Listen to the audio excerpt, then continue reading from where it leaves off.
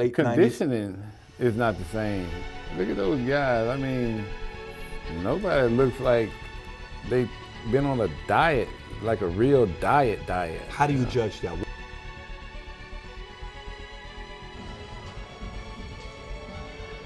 They gonna beat none of the guys I face. So let me ask you, could Nasser...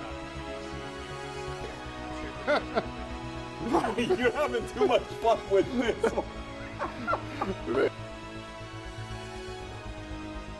Legendary bodybuilder Ronnie Coleman has a bone to pick with a new generation of bodybuilders, and he's not holding back, nor is he afraid to share his thoughts on the current state of bodybuilding and why he thinks it sucks.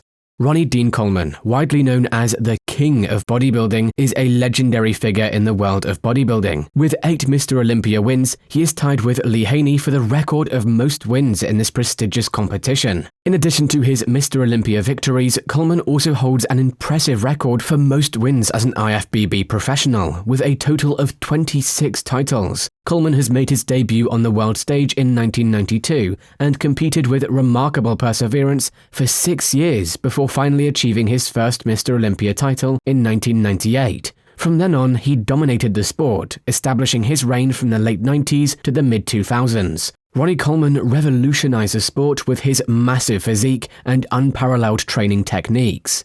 Widely admired for his hard work and dedication, Coleman reached his peak physical form, pushing himself to the limit to achieve greatness. Despite suffering serious injuries that left him in chronic pain, Coleman took the sport to a whole new level, setting numerous records with weights and body sizes that were once considered impossible.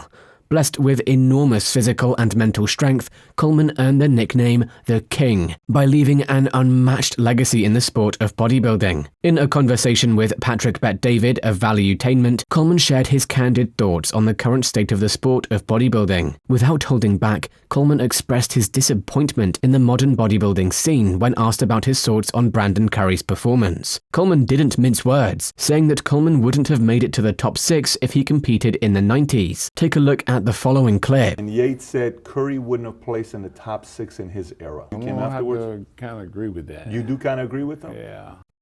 But Coleman didn't stop there. He also went on to claim that almost all of today's bodybuilding competitors wouldn't even make it to the top 6 if they were competing in the 90s. This bold claim was made after viewing pictures of top bodybuilders, including Dexter Jackson, William Bonac, and Roelly Winkler, among others. Ronnie Coleman's comments did draw attention, as they echo similar sentiments expressed by Dorian Yates in a previous Valuetainment interview. Take a look at what Dorian said.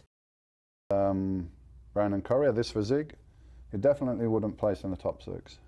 He wouldn't place in the top 6 in the 90s? No.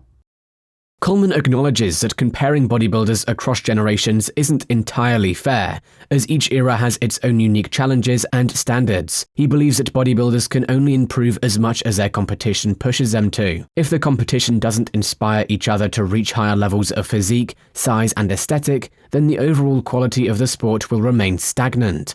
The only exception, according to Coleman, is Phil Heath. When asked if Heath would fit into his criticism, Coleman praised the 7-time Mr. Olympia champion, saying he would have been a true threat in the 90s and is a standout for a reason.